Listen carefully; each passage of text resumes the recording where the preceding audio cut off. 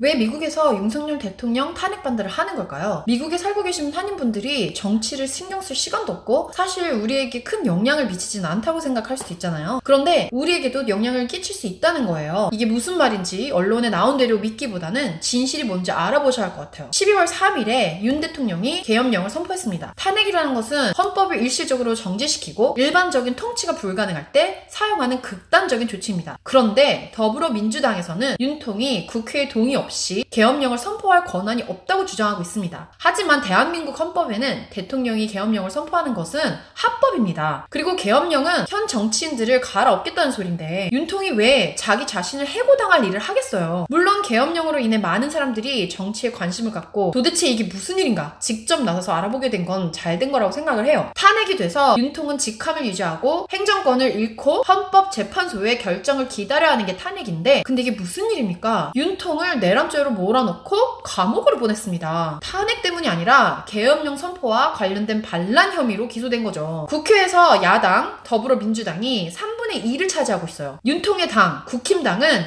의석이 3분의 1을 가지고 있고요. 더불어민주당 쪽에서 정치인들이 일반적으로 투표로 탄핵을 통과시킨 거예요. 그러면 윤통은 왜 계엄령을 내렸을까요? 윤통이 바보도 아니고 술 먹고 홧김한 것도 아니고 부정선거를 조사하려고 법조계 요청을 여러 번 했다고 합니다. 그런데 법정 사람들도 더불어민주당과 한패 이미 29번이나 탄핵으로 국힘당 사람들을 없애버렸대요. 그러면 대다수인 더불어민주당이 투표권을 쥐고 있다는 소리죠. 많은 분들이 부정선거를 잘못 이해하시는 것 같은데 윤통이 부정선거로 대통령이 된 게 아니고 한국의 정치인들이 부정선거로 의원이 됐다는 걸 부정선거 한 거라는 거예요. 이런 주장들을 백업해주는 증거가 흘러 넘쳐나고 있습니다. 그리고 왜 더불어민주당은 윤통을 없애려고 하고 있을까요? 더불어민주당은 그냥 윤통을 싫어해요. 그 이유가 다예요. 자기네 편이 아니니까. 자기네 편 이재명, 아니 찝재명을 대통령으로 만들려고 한다는 거예요. 유튜브에 들어가셔서 이재명 욕설 녹취록 한번 찾아보세요. 장난 아니에요. 형수님에게 막 반말하면서 무슨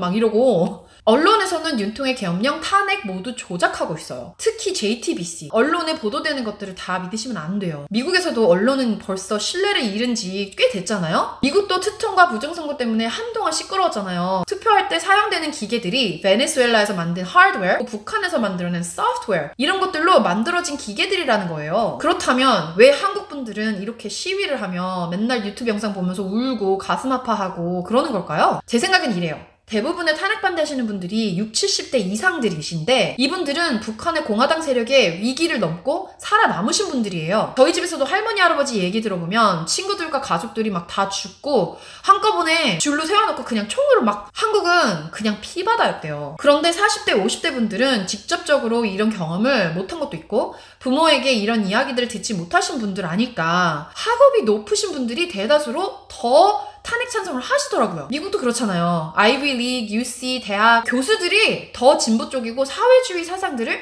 학생들에게 가르쳐서 세뇌시키고 있어요. 미국에서 특히 캘리포니아 정치인들로 인해 소수민족들에게 도움도 안 되는 평등화법, 오히려 동성애와 트랜스젠더들을 평등화시키려는 그런 계획한 법안, 아이들을 망쳐놓으려고 하는 성격 법안들, DEI, 다양성, 형평성, 포용성의 이름 아래 오히려 동양인들보다 흑인 멕시칸들을 성적을 봐서가 아닌 인종별로 봐서 대학을 보낸다는 게 말이 되냐고요. DEI에 대해서도 중앙일보 같은 언론 기사들이 완전히 반대로 나오고 있어요. 이런 말도 안 되는 법안들을 미국에서도 대다수인 민주당이 그냥 막 통과시키잖아요? 한국도 똑같은 상황인 거죠. 한쪽이 힘이 너무 세면 안 되는 것 같아요. 정치는 꼭 균형이 있어야 하고 균형이 있어야 아무리 민주당이라고 하더라도 그 의원들이 법안들에 대해 솔직한 투표를 할 수가 있거든요. 안 그러면 인기 투표 아니에요? 자기 왕따 안 당하려고 어쩔 수 없으니까 다 통과시키는 거잖아요.